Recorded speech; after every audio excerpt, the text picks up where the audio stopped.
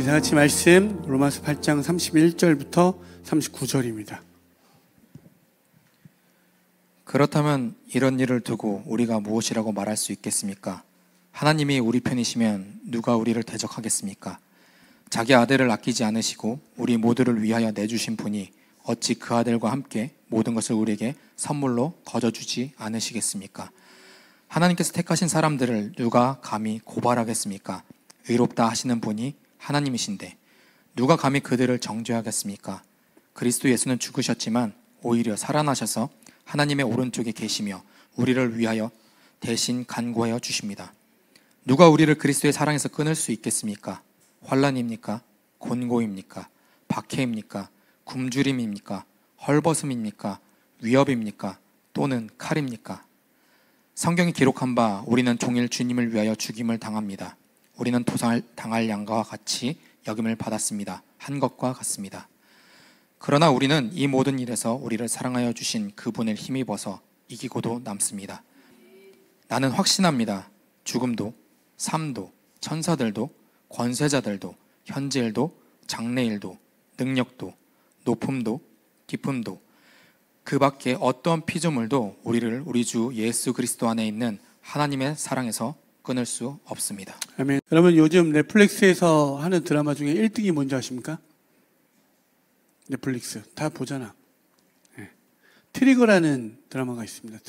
트리거라는 그게 이제 대한민국에 불법 총기가 사람들에게 이게 딱 배달되면서 생긴 에피소드를 그린 내용인데, 우리가 법과 사회가 지켜주지 못하는 간혹 그런 일들이 있죠. 예를 들면 억울한 일을 당했는데 법이 그 모든 것을 지켜주지 못하고, 또한 사회에서의 약자들을 보호해주지 못할 때 억울하고 힘듦을 경험할 때 그들에게 그런 사연들이 이상하게 그 총기들이 딱 배달돼서 그 총으로 인하여 그들을 위로해 주기도 하고 그들을 지켜주는 힘이 되는 걸 그 드라마가 대신해서 이야기해 줍니다. 그런데 여러분 결국엔 그 모든 내용을 들여다보면 그 총이 나를 지켜주는 것 같고 나를 위로해 주는 것 같고 그 힘이 나를 지켜주는 듯해 보이지만 모든 그 드라마의 결과에 보면 다 결국 파멸로 끝나게 되는 걸 그 드라마가 이야기해 줍니다. 그런데 여러분 이 드라마 같은 이야기가 현실로 벌어지는 데가 어디가 있습니까? 미국이죠. 미국에서 보면 누구나 성인이 되면 일정 성인이 되면 자기를 지키는 범주 안에서 총기를 살 수 있습니다. 구매할 수 있습니다. 그런데 여러분도 많이 아시겠지만 모든 위협으로부터 날 지켜줄 수 있는 그 총기가 어떻게 되어지죠? 오히려 나를 해치는 것을 우리는 많이 보게 됩니다. 매년마다 어떤 일들이 벌어지죠? 미국에서 총기 난사 사건이라는 걸 보게 됩니다. 여러분 생각해 보십시오. 어느 날은 교회에서 예배드리다가도 총기를 들고 가서 총으로 모든 사람을 난사하는 걸 보게 되고, 억울한 마음에 학교에 가서 총기를 난사하는 걸 우리 목도합니다. 여러분 어떤 생각이 드십니까? 그냥 이제는 너무 많이 접하다 보니까 흔한 일이고 무색해지고 무감각해지지 않습니까? 근데 여기서 여러분 한 가지 우리에게 질문을 던져보십시오. 만약에 여러분을 지켜줄 수 있다는 그 힘, 총이 있다면 여러분들 그걸 조율할 수 있고 조종할 수 있고 그걸 다룰 수 있는 힘이 인간에게 있다라고 여겨집니까? 근본적인 모든 문제들, 우리가 어떤 학문들을 공부하면 모든 학문에 가장 높다라고 하는 걸 철학이라고 이야기합니다. 철학은 끊임없이 우리에게 질문을 던지죠. 그런데 신학은요, 놀랍게도 우리에게 무엇을 이야기하냐면 모든 것이 물음에서 물음으로 끝나는 그 철학에서 성경은 너무 명확하게 물음에서 정확하게 점을 찍습니다. 답이 있다고. 모든 철학은 질문에서 질문으로 끝나지만 신학은 그 질문을 통하여 답이 있다라고 정확하게 말합니다. 여러분 다시 한번 생각해 보십시오. 나를 지켜줄 수 있는 그 힘, 그 총이 결국에는 우리 모두를 파멸로 이끌어가는 걸 목도합니다. 그러면 여기서 중요한 질문은 인간에게 총을 주어졌을 때 그걸 다룰 수 있는 힘이 우리에게 과연 있느냐라는 질문이죠. 있습니까? 그럼 더 나아가서 여러분들이 지금 꿈꾸고 있는 돈, 권력, 힘이 주어졌을 때 그걸 다룰 수 있는 힘이 있습니까? 한번 생각해 보십시오. 여러분, 우리가 흔히 접할 수 있는 게 뭐죠? 로또. 얼마든지 어느 곳에 가든 로또를 살 수 있습니다. 사보셨죠? 고등학생을 제외한 대부분의 사람들은 한 번쯤은 사봤을 때, 여러분들에게 만약에 1등이라는 당첨이 돼서 한 500억이 됐으면 그 돈을 다룰 수 있는 힘은 있다라고 여겨집니까? 아니요, 없습니다. 여러분도 아시겠지만 통계적으로 통계를 무시할 수 없는 게 뭐냐면, 로또를 당첨한 99% 혹은 90% 이상이 돈이 있지 않았던 모든 사람에게 돈이 생겼을 때 가장 소중한 걸 버려버립니다. 그게 누구죠? 그게 아내고 내 남편입니다. 가장 돈이 생겼는데 가장 소중한 걸 버리는 걸 경험하는 게 돈입니다. 권력은요, 힘은요. 제가 왜 이런 이야기를 여러분에게 던지냐면, 우리는 돈이 있으면 행복할 거라는 도식으로 갑니다. 어떤 원인과 결과를 따지죠. 여러분에게 만약에 어떤 능력과 여러분이 꿈꾸는 그 자리에 가면 여러분 정말 행복할 것 같습니까? 청년의 때는 무언가 비어있으니 그것이 채워지면 행복할 거라 여겨지면 삶을 살아가다 보면 그것이 채워져도 그것이 행복하지 않다는 걸 경험합니다. 별것 아닌 것 같지만, 그래서 말씀은 계속적으로 하나님은 다른 것 이야기하지 않고 영원한 생명을 이야기하고, 그 생명이 무엇인지, 그 생명이 이르는 길이 예수밖에 없다는 것만을 이야기하는 게, 진짜 너희들이 행복할 수 있는 인간 행복은 어디에 있다고? 예수 그리스도밖에 없다는 걸 이야기하는 거예요.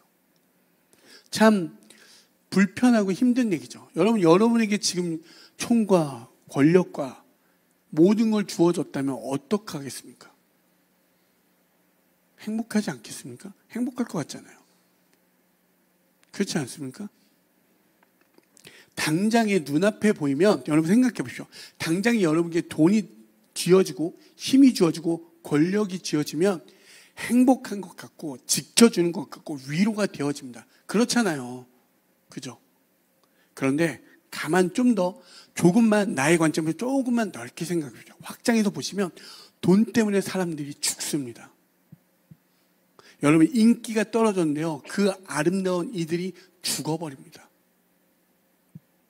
전혀 남부러울 곳 없는 사람들이 힘과 권력들이 없어지니까 어떻게 되죠? 초라해집니다.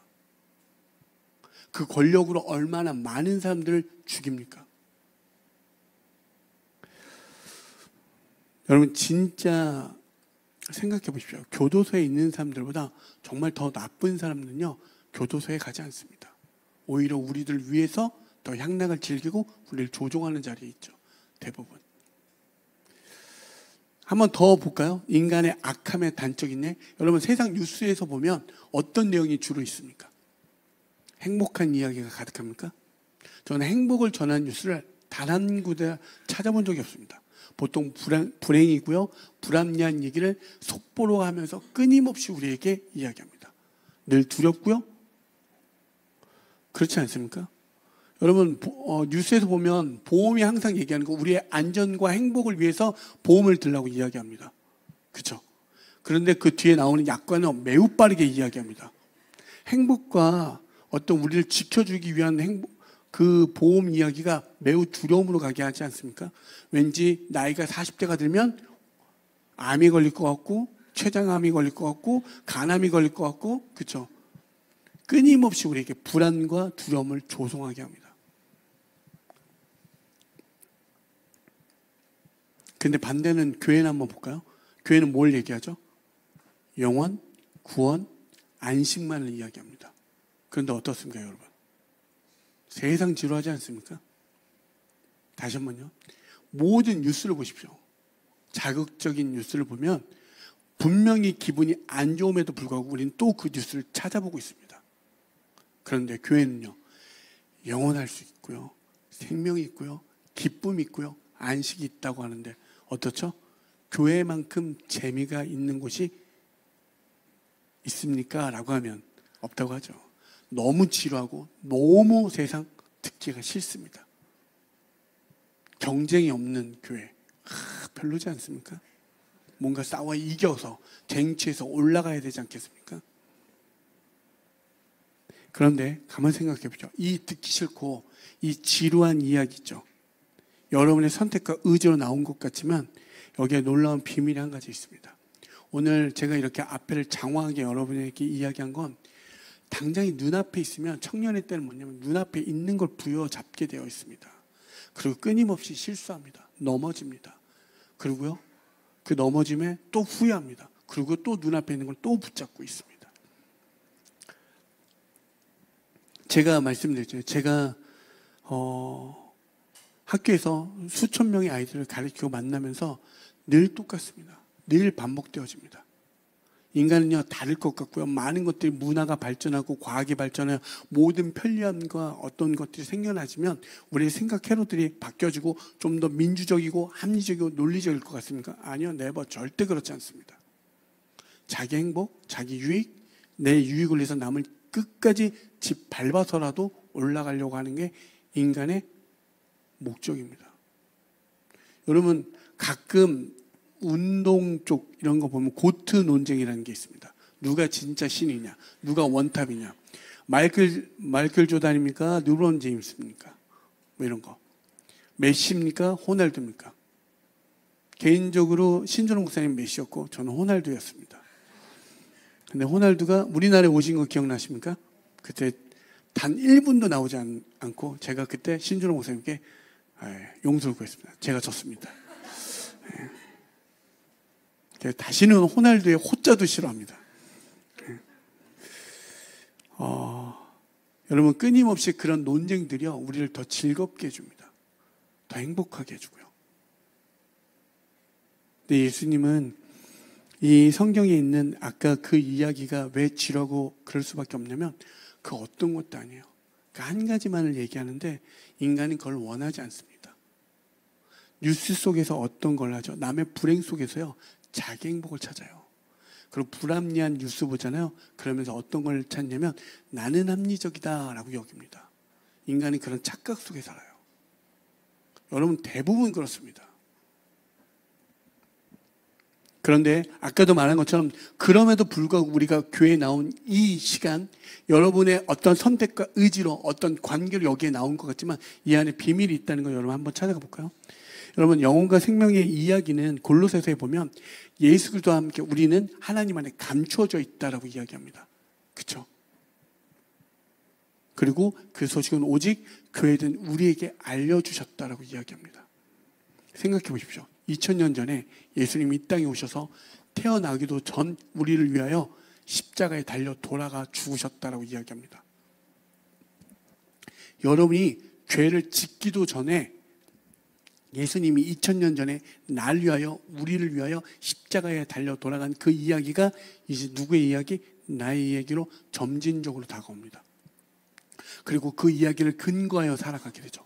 그래서 예배소서의 말씀에 보면 하나님이 태초에 창세 전에 우리를 부르시고 계획하셨다라고 하고 그 말씀을 쭉 읽다 보면 놀랍게도 어떤 이야기가 있냐면 예수 그리스도의 구속의 피가 나옵니다. 피는요, 우리 제사는 반드시 어떤 죄에 대한 것들을 사하기 위한, 회복을 위한 것들, 우리를 면하기 위한 것들이 필요한데 죄를 짓기도 전에 어떻게 해요? 그 예수의 피가 나와 있습니다. 곧 무엇을 뜻하는 거냐면 우리의 하나님 없음이 곧 죄인 걸 이야기하고 이 땅 가운데 하나님이 그것들을 어떻게 구원하여 나아가는지를 점진적으로 보여주고 있는 거예요. 그게 우리가 그 은혜를 깨닫는 사람들은 뭐라고 이야기하죠? 그게 긍휼이요, 자비요, 은혜라고 이야기하는 거예요. 놀랍게도 이 말도 안 되는 이야기, 어떠한 죄도 짓지 않고 태어난 게 죄라고 하면 죄라고 여길 수 있는 이거. 그런데 태어나기도 전에 그 죄인된 없음의 존재들, 하나님이 없는 게 죄라고 제가 늘 말씀드렸죠. 그 없는 존재를 예수 그리스도의 피로 말미암아 자녀 삼아 주었다는 이 이야기. 그래서 그것이 우리에게 은혜가 되고 궁이 되고 자비가 되는 거예요. 그런데 이 모든 이야기를 누가 알려준다고요? 여러분의 논리, 지성, 어떠한 것들이 아니라 성령께서 우리가 간구하지 못하는 말할 수 없는 탄식으로 친히 간구하여 주신다고 말하고, 하나님 오늘 말씀처럼 하나님 우편에서 예수 그리스도가 우리 위하여 중보하여 주신다고 이야기해요. 여러분, 그래서 왜 교회가 공동체가 중요한지 아십니까? 여러분이 혼자인 것 같죠? 여러분, 말씀에 의거해보면 이미 하나님의 여러분에 대한 하나님의 계획이 있고요. 그럼 여러분과 누가 있다? 하나님이 계시고 계획하심이 계시고 또 누가요? 그 우편에 모든 만물은 그 말씀에 의하여 창조되었다라고 하죠. 말씀이 누굽니까? 성육신 대신 예수 그리스도. 예수 그리스도. 그러면 이미 뭐요? 여러분 일명 벌써 3명이 나 포함해서 하나님, 예수님, 그 7이 누가 간구해 주신다고? 성령님. 여러분 4인 공동체입니다.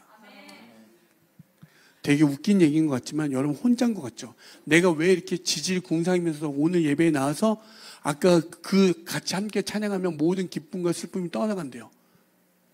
내가 하는 것 같고 내 모든 감정이 다인 것 같지만 친히 성령이 그 모든 것을 자유케 해주신다는 걸 우리는 경험하게 돼요. 이게 그 일에서 교회는 신비라고 이야기할 수 있는 거예요. 그런데 이 모든 이야기가 누굴 향해 있다? 오늘 말씀이 우리를 향해 있다라고 이야기하는 거예요. 다른 게 아니라 바로 여기에 계신 우리를 향해 하나님이 지금 그 모든 뜻과 목적 계획이 바로 너희에게, 우리에게 향해 있다라고 성경은 이야기합니다. 그리고요, 그 사랑은 영육 통틀어 이 땅의 모든 것을 통틀어서도 그 어떤 것도 견줄 수도 없고요, 이길 수 없고 압도적으로 넉넉히 이긴다라고 개역개정은 이야기하거든요. 압도적으로 그 사랑은 승리한다라고 이야기하고 있습니다. 아멘. 다시 한번 볼까요? 31절부터 34절입니다. 그렇다면 이런 일을 두고 우리가 무엇이라고 말할 수 있겠습니까? 하나님이 우리 편이시면 누가 우리를 대적하겠습니까? 자기 아들을 아끼지 않으시고 우리 모두를 위하여 내주신 분이 어찌 그 아들과 함께 모든 것을 우리에게 선물로 거저주지 않으시겠습니까? 하나님께서 택하신 사람들을 누가 감히 고발하겠습니까? 의롭다 하신 분이 하나님이신데 누가 감히 그들을 정죄하겠습니까? 그리스도 예수는 죽으셨지만 오히려 살아나셔서 하나님의 오른쪽에 계시며 우리를 위하여 대신 간구하여 주십니다. 아멘. 여러분 생각해 보시죠. 하나님은 영이시고요, 우리는 육입니다.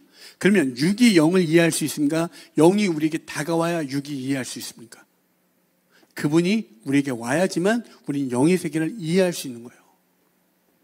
여러분 우리 보통 10계명 다 외우시죠? 10계명, 그죠?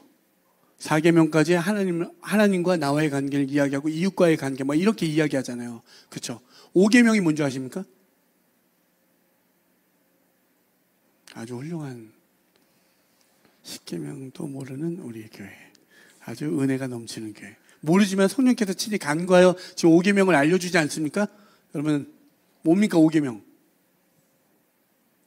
빨리 찾아봐. 성경책도 없으니까 모르지. 뭡니까? 여러분 쭉 성경을 보면 내 부모를 공경하란 말 있죠. 뭐 여러분 가끔 그런 말 있죠. 근데 이 내 부모를 공경하는 이 말도 여러분 다시 한번 제가 계속적으로 여러분에게 로마서를 통해서 말하는 건 여기에는 재밌는 스토리가 없어요. 다윗이 뭐 무슨 돌을 던졌는데 막 골리앗이 이런 재미난 이야기가 없습니다. 그냥 원리적인 얘기밖에 없어요. 그런데 놀랍게도요, 원리나 이 구조를 알게 되면 어떠한 상황과 문제가 오더라도 능히 넘어갈 수 있다니까요. 아멘. 그렇지 않습니까? 그런데 오늘 말씀을 왜 제가 이 이야기를 하냐면 왜 10계명이 왜 10개인 줄 아십니까? 한 번도 생각해 본 적 없죠. 난 부모를 공경하지 않는데 왜 그럴까?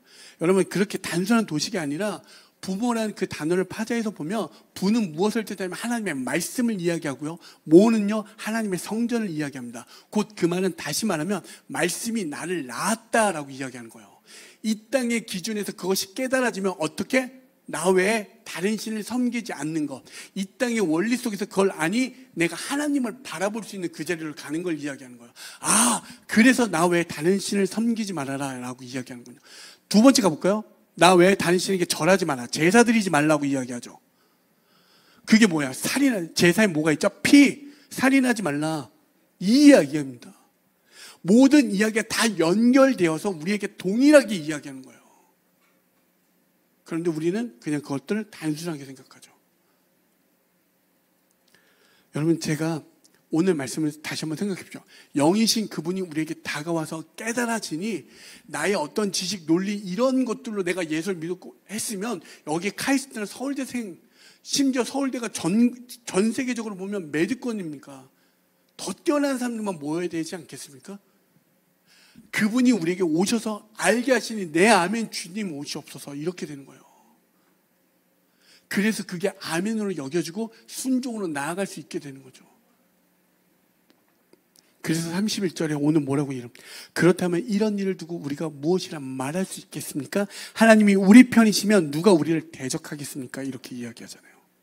하나님의 신실하심에 어떤 누구도 논박할 수 없다라고 이야기하는 거예요. 아까도 말했지만 없음의 존재가 있음이 되었다는 걸 성경이 무엇이라 이야기하냐 한번 찾아가 볼까요? 여러분 인간의 존재를 한번 보십시오. 인간이 태어나서 여러분 갑자기 직립보행합니까? 두 발로? 어떻게 되죠? 아기가 처음에 태어날 때 기어다니죠. 그렇죠? 여러분 성경에서 기는 존재들이 어떤 존재입니까? 부정하다라고 창세기에 나와 있죠. 부정한 존재. 부정한 존재가 어떻게 되어지죠? 나중에 우리 인간만이 나중에 우뚝 서는 존재, 직립보행을 합니다.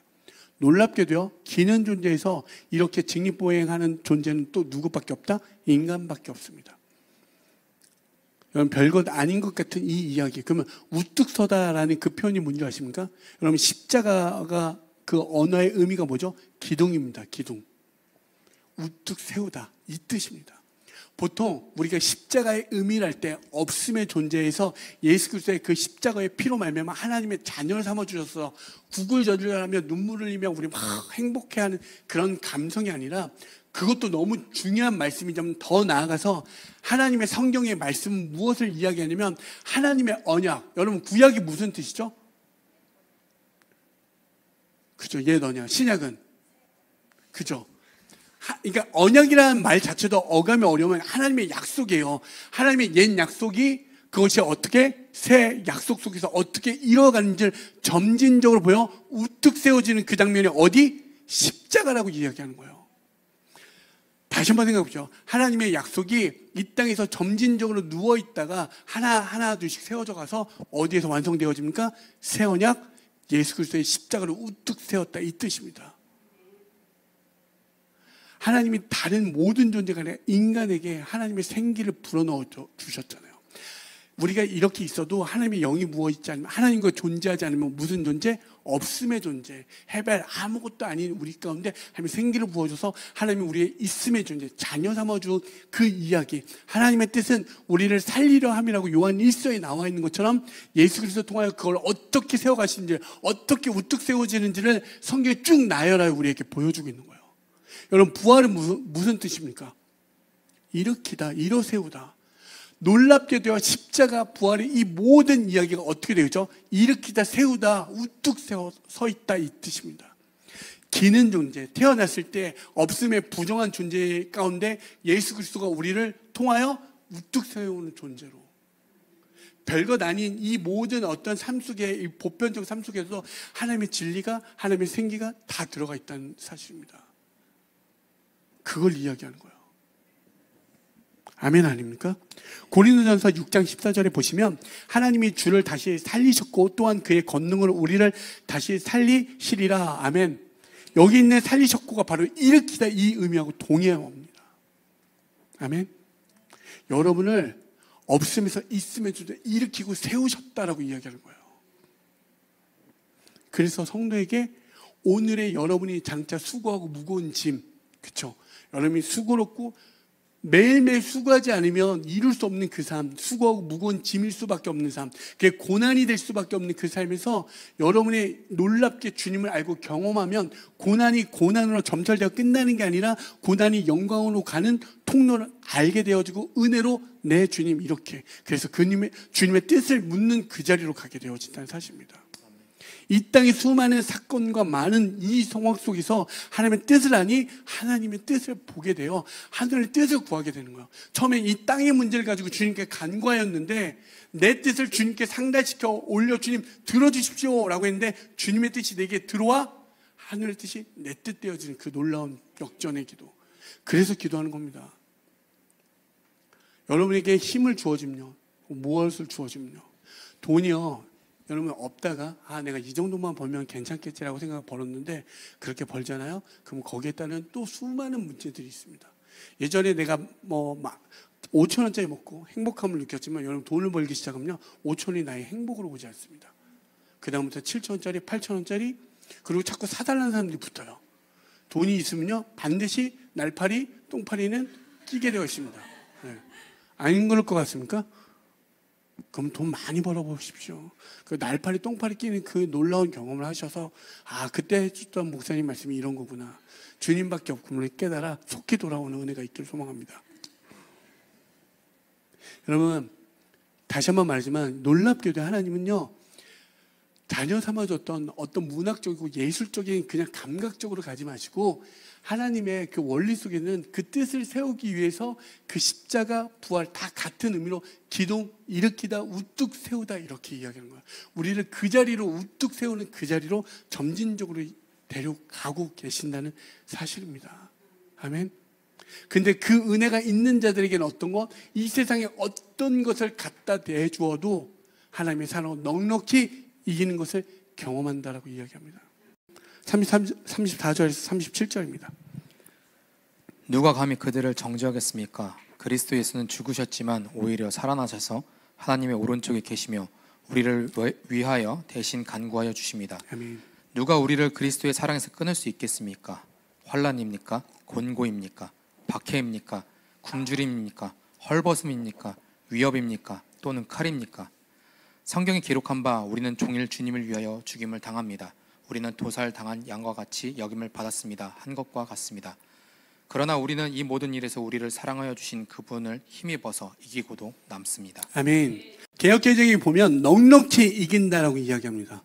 여러분 여기서 말하는 것도 보십시오. 환난, 공고, 박해, 여기서 개역개정 기근이라고 하는데 굶주림, 헐벗음, 적신, 위협, 칼, 이 모든 것이 그리스도의 사랑을 끊을 수 없다라고 이야기합니다.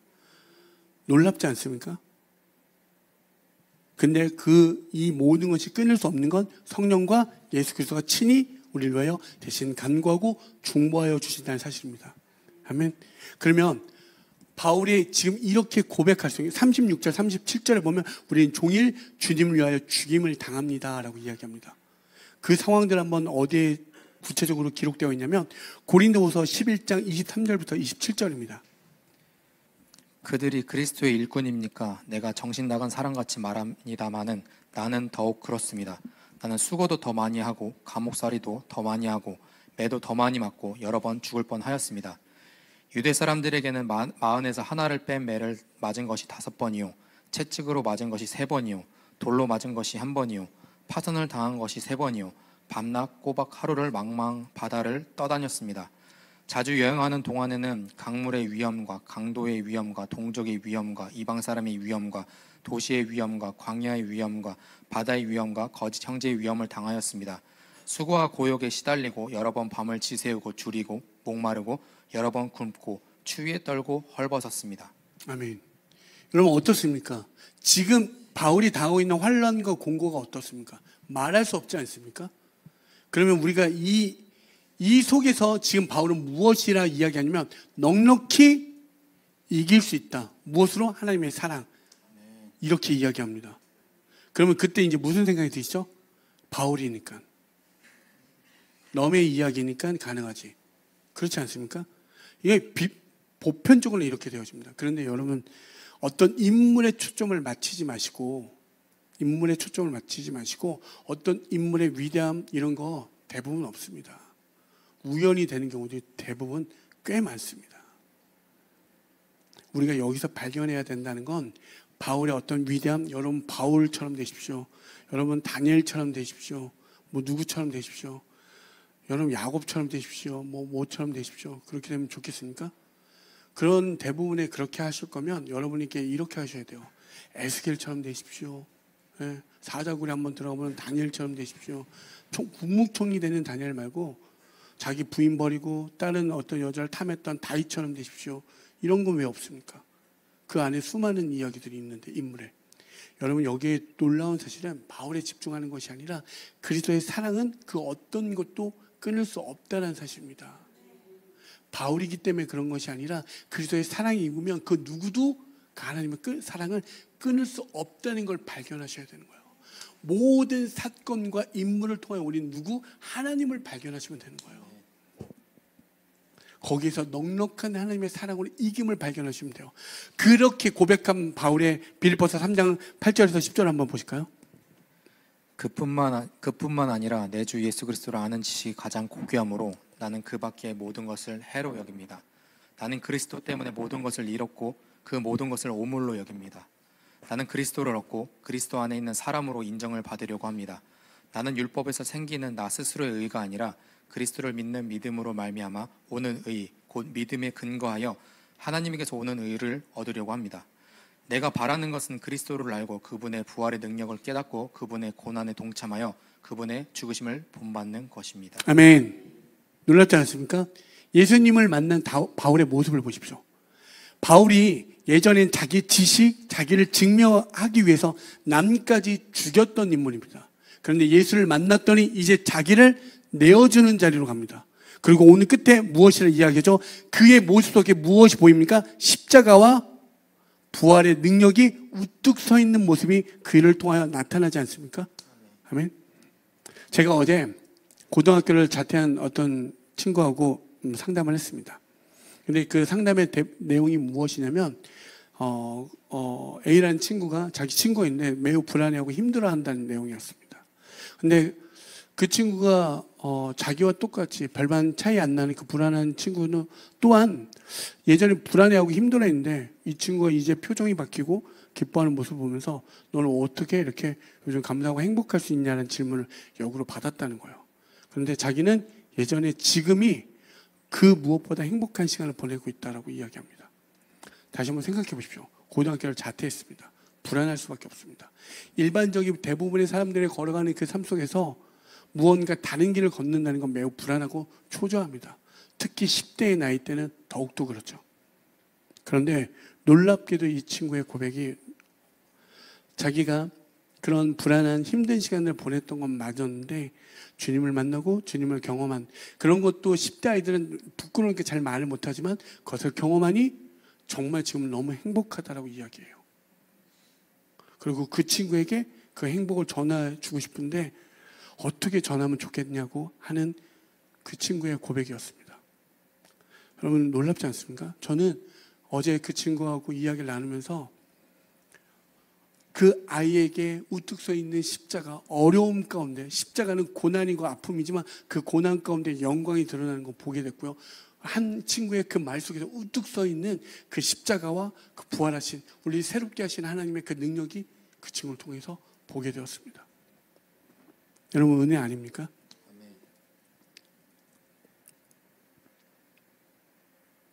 음악적으로 그 친구는 어떻게 평가할지 모르겠지만 저도 수천 명의 아이들을 만났잖아요. 음악적으로 어린 나이임에도 불구하고 뛰어납니다. 그런데 늘 불안했고요. 늘 힘들었고 늘 절망적인 사고를 했습니다. 그런데 하나님을 만났더니 그의 삶이 음악으로 그를 행복했던 게 아니라 주님을 만나니 그것으로 인해 행복하다라고 고백하는 걸 보게 되었습니다. 여러분 이 땅이 여러분은 아까 힘, 능력, 권력 어떤 것도 당장이 여러분에게 행복을 주는 것 같지만 그것들이 어느 누군가를 반드시 죽이는 자리로 가게 합니다. 그리고 그 죽였던 그 자리가 언젠간 나를 향해 또한 향해 오는 것을 보게 됩니다. 그래서 예수님은 하나님은 우리를 향해서 그것 오직 진짜 하나만 그 생명만을 그 영혼만을 이야기하고 있는 거예요. 진짜의 자리로 슬픔과 곡함이 없는 그 나라가 있다. 그걸 우리에게 소개하는 거예요. 아멘. 여러분 음악적으로 뛰어났고 그것으로 열심히 달려가는 그가 여전히 불안했는데 주님을 만나고 주님을 예배하며 사역하는 그 사람이 너무나 기쁘다고 했을 때 일단 참고로 그 친구는 그 친구의 아버님을 제가 잘 알거든요. 고집이요 원탑입니다. 제가 아는 분 중에. 근데 그 아내분도 고집이 만만치 않거든요. 이 설교를 들을지 모르겠지만 그 두 분의 그 고집을 합한 형태의 모습이에요. 무슨 말을 해도요. 이런 말 하면 좀 그렇지만 들어 처먹지 않는 인간입니다. 그런데 주님의 은혜가 임하니 그렇게 고백하더라고요. 이게 정말 하나님의 여러분 사람은 바꿔 쓰는 거 아니라고 이야기하죠. 안 바뀝니다. 죽어도 안 바뀝니다. 그런데 제가 놀랍게 경험하는 건 주님을 만나잖아요. 바뀝니다. 제가 자신할 수 있는 건 우리 교회는요. 언젠가는 주님을 만나면 바뀔 수 있다는 겁니다. 많이 봤습니다. 정말 죽이고 싶었던 친구들이 한둘이 아닙니다. 바뀌더라고요. 그런데요. 그 시간까지 예수님은 오래 참으셨다고 이야기합니다. 하나님의 은혜를 입은 자들은요, 그 은혜 가운데 끊임없이 친히 간구하는 자리로 있을 거예요. 여러분들은 혼자 되는 것 같죠? 혼자 이루는 것 같죠? 아니, 오늘도 눈물을 흘리며 친히 간구하여 있는 그 중보자들이 있다는 사실을 잊지 마십시오. 마지막입니다. 38절 39절입니다.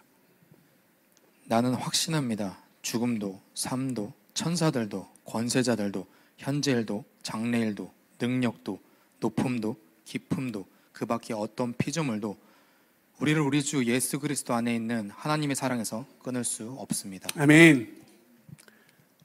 여러분, 아까도 말했던 것처럼 모든 어려움과 힘듦 말할 수 없잖아요. 여러분 39대를 5번씩 맞는다고 생각해 보십시오. 그렇게만 맞아도 바로 교회 떠납니다. 말도 안 되는 어려움과 힘듦 속에서 그걸 다 있음에도 그가 고백한 건 나의 모든 그동안 쌓았던 업적 이런 모든 것들이 아니고 그걸 다 오물로 여기고 하나님을 아는 것이 나에게 가장 고상한 지식이다라고 이야기합니다. 그리고 확신하여 우리에게 이야기합니다. 자기의 지식 가장 뛰어났던 그 인물이 자기를 증명하기 위해서 남을 짓밟고 밟았던 그 삶이 주님을 만나니 기꺼이 나를 내어주는 자리로 완전히 뒤바뀌었습니다. 이게 주님을 만난 자들의 고백이고요. 그들의 모습 속에 우뚝 서 있는 건 십자가와 부활밖에 이야기하지 않습니다. 오늘 마지막에 그렇게 이야기하죠. 나는 확신한다라고. 여러분, 그 모든 은혜를 경험한 하나님의 은혜, 긍휼을 자비를 경험하신 분들은 어떻게 되어져야 됩니까? 여러분의 말 가운데 남을 설득하려 하지 마십시오. 어떻게? 선포하는 겁니다. 우뚝 서 있는 겁니다. 하지만 우뚝 서 있는 그 선포 속에서 여러분 진정한 사랑을 근거하십시오. 하나님의 사랑과 목적은 우리를 살리고 일으키기 위함의 선포였기 때문에, 약속이었기 때문에 우리는 그들에게 약속하는 거예요. 나는 너를 위해서 끝까지 간구하여 기도하겠다라고. 어떤 것도 널 끊을 수 없어. 죽음마저도. 여기서 죽음을 면할 수 있는 사람은 단 한 명도 없지만 그것마저도 뛰어넘을 수 있는 게 그리스도의 사랑이야. 그렇게 확신하는 저와 여러분이 되어지길 소망합니다. 지난 시간에 우리가 이 8장에 도입할 때 누가 나왔죠? 사모님이 자기 삶을 고백하고 간증했습니다. 자기의 부끄럽고 자기의 어떤 연약함이었지만 그 모든 것들이 하나님의 영광으로 가는 여정이었음을 알고 그가 가장 지금 기뻐하는 일이 무엇이냐면 사람을 살리는 그 길 가운데 그래도 오늘도 살아가고 있다는 사실이 그가 너무나 기쁘다라고 저희 아내가 고백한 적이 있습니다. 여러분, 여러분의 삶에 어떤 명사로 이루어지는 그것이 여러분의 삶의 최종 목적이 아니라 그 자리 가운데 하나님을 경험하셔서 누군가를 살리는 그 일들이 되어지길 소망합니다. 그래서 제가 늘 말씀드리는 건 무엇이냐면 여러분의 삶이 명사로 끝나면 안 되고 반드시 형용사가 되어 내가 주의 복음을 전하는 누구 나인 걸로, 거기에서 사람을 살리는 자인 나인 걸로 나아가기 소망합니다. 여러분, 오늘의 이 말씀 38절에 있는 나는 확신합니다. 죽음도 삶도 천사들도 권세자들도 현재일도 장래일도 능력도 높음도 기쁨도 그 어떤 것도 그리스도의 예수 안에 있는 하나님의 사랑을 끊을 수 없다고 이야기합니다. 세상의 어떤 높은 바벨탑이 여러분을 위협할 수 없고요. 내일에 대한 어떤 두려움이 소망으로 바뀌는 걸 무엇으로? 하나님의 사랑으로. 죽음 앞에서도 생명을 고백할 수 있는 게 무엇입니까? 하나님의 사랑이라고 이야기하는 거예요. 아멘 아닙니까? 여러분, 이 정도 돼야 압도적이지 않습니까? 죽음 앞에서 어떻게 생명을 논할 수 있습니까? 제가 늘 말했죠. 미쳤거나 진리거나 둘 중에 하나라고. 여러분, 어떻게 이 성경책 하나 2000년 전 이야기가 이 변화하는 파도 속에 우리에게 어떻게 생명력이 되어 근거하여 살겠습니까? 이렇게 많은 AI가 우리에게 수많은 지식들이 전달되어주고 알려주는데 거기엔 반드시 생명이 있기 때문에 예수 그리스도와 성령이 우리를 친히 간구하고 중보하여 주시기 때문입니다. 아멘. 여러분, 그 은혜가 여러분에게 있길 소망합니다. 오늘 살아가실 때 여러분 안에 반드시 두려움이 있을 수밖에 없습니다. 때로는 원망되는 일들, 불안한 일들, 고통 가운데 있는 일, 억울한 것들, 총 한 자루가 있으면 당장에 쏴 죽이고 싶은 사람들이 없습니까? 그래, 인생 총 한 자루만 있으면 너도 죽고 나도 죽자, 이런 너무 극에 달한, 이제는 육체의 병보다 마음의 병들이 너무나도 가득한 시대를 삽니다. 제가 10몇 년 전 혹은 20년 가까이 전에 가르쳤던 아이들에 비해 지금의 아이들을 보면 너무나 마음들이 병들어 있는 걸 많이 목도합니다. 어떻게 너무나 멋지고 너무나 아름다운데 그 속은요 썩어 문드러져 있는 것들을 보게 돼요. 근데 그건 단적인 이 세상이 정확한 우리에게 오늘날 우리의 모습을 진단하고 있는 것 같습니다. 여러분, 그 속에서 진짜 생명 되신 예수를 통하여 참된 기쁨과 평안과 안식을 누리시길 소망합니다. 그리고 그리스도의 사랑으로 오늘 기꺼이 살아가시는 저와 여러분이 되어지길 간절히 소망합니다.